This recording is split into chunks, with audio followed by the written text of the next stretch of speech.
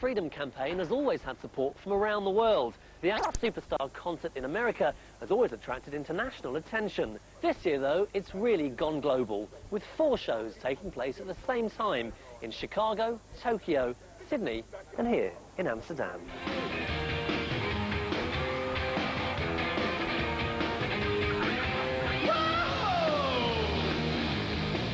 Blur topped the bill that included Garbage, Alanis Morissette, and an acoustic set from Radiohead's Tom York.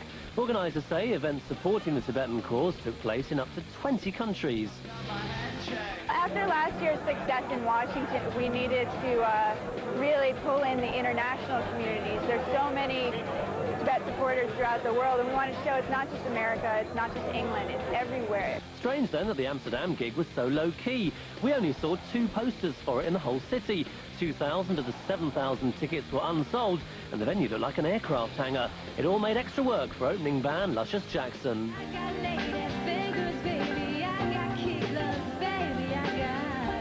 Yeah, it's always hard opening a show like this, especially a big one, because not everyone's like focused yet, and the kids aren't really ready to rock. But you know, felt like we did a good job warming them up.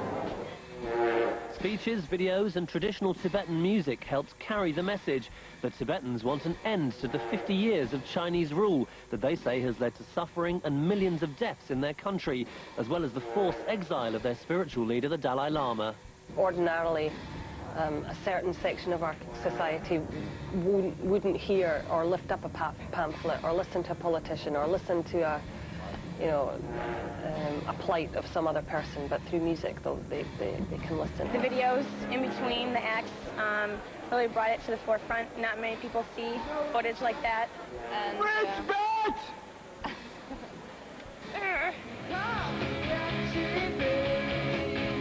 Blur played a blinding set and were the highlight of the concert. Damon Albarn also showed he's thought about the issues behind the fashionable slogans.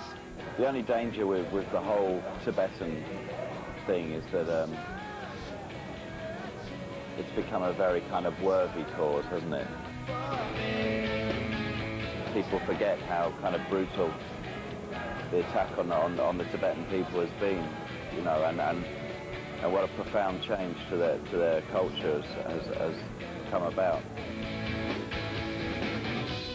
Damon's reminder is timely as Tibetan refugees now claim China is responding to the growing publicity by clamping down. I'm sorry to say that the human rights situation, the conditions for the Tibetans on the ground in Tibet has worsened.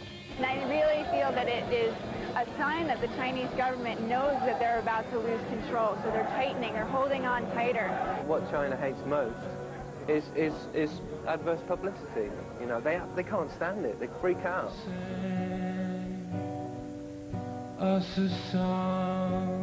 I believe personally that even if you can't do things directly, the dispersion of knowledge about these issues is important, because it gets back, it will get back, it gets back to authority.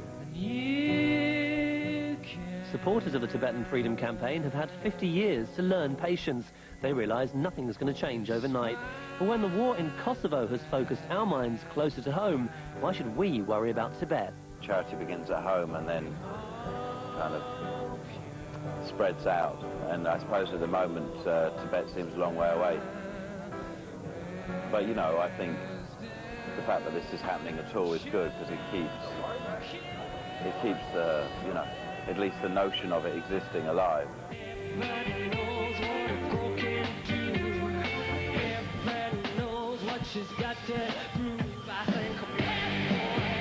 Pop stars are often idealistic, but even though the Amsterdam gig was a bit like a village fete, the message was definitely being spread a little further.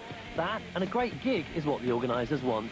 For Shirley Manson from Garbage, it's a chance to support a cause she thinks the world could learn from.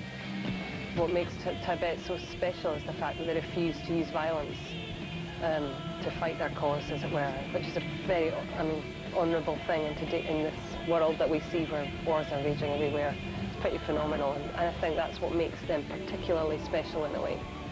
Something that should be applauded the world over. Thank you so much.